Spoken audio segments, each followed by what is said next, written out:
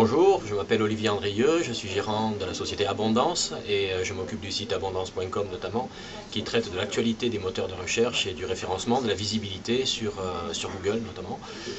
Et donc je suis venu faire une petite présentation, une petite conférence pour l'ADBS Nord à Lille, et je voulais, par l'intermédiaire de cette vidéo, faire passer trois messages principaux. Il y en a beaucoup bien sûr à faire passer, mais trois principaux. Le premier message, c'est lorsqu'on crée un site web, de prendre en compte le référencement en amont, c'est-à-dire au moment où on crée le site web.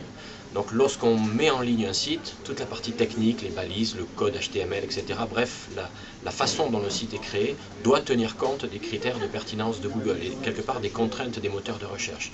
Donc c'est très important de tenir compte de ce point en amont. Et lorsque vous mettez en ligne un site, faites valider ou valider, si vous avez ces connaissances-là, faites valider ce site web techniquement pour être sûr que les bonnes balises sont aux bons endroits, etc. Donc ça, c'est un premier point très important. Partie technique. La deuxième partie, le deuxième message que j'ai envie de faire passer, c'est au niveau du contenu.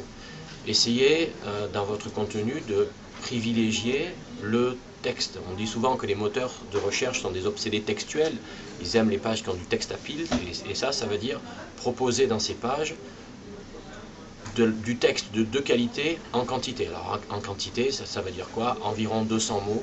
Lorsque vous proposez un texte, essayez de ne pas expliquer les concepts qui sont indiqués dans la page en 10, 20 ou 30 mots, parce que les moteurs n'auront pas assez à manger, il n'y aura pas assez de substance dans le contenu de la page. Donc 200 mots, ça peut être une limite minimale qui est intéressante. Il n'y a pas vraiment de limite maximale, mais 200, voilà. Prenez un petit peu la limite des 200 mots.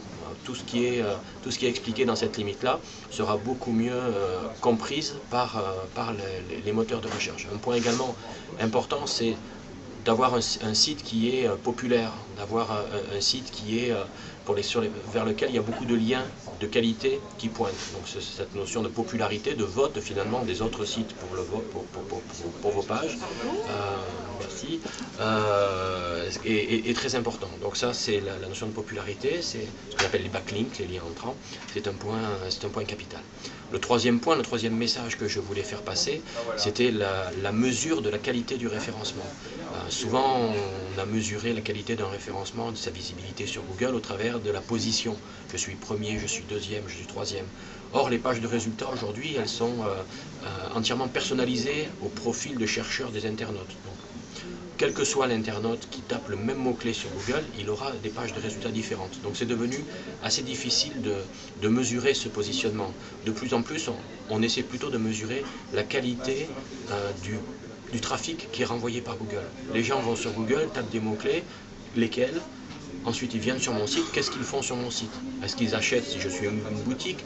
Est-ce qu'ils regardent les pages que je veux qu'ils regardent? Est-ce qu'ils s'inscrivent à une newsletter? Est-ce qu'ils laissent leurs coordonnées? Bref, qu'est-ce que je veux que l'internaute fasse sur mon site? Et est-ce que les gens qui viennent depuis Google ont cette action? Quelles sont les pages qui reçoivent du contenu depuis les moteurs, etc. Il y a plein d'indicateurs clés, ce qu'on appelle les KPI, les indicateurs clés.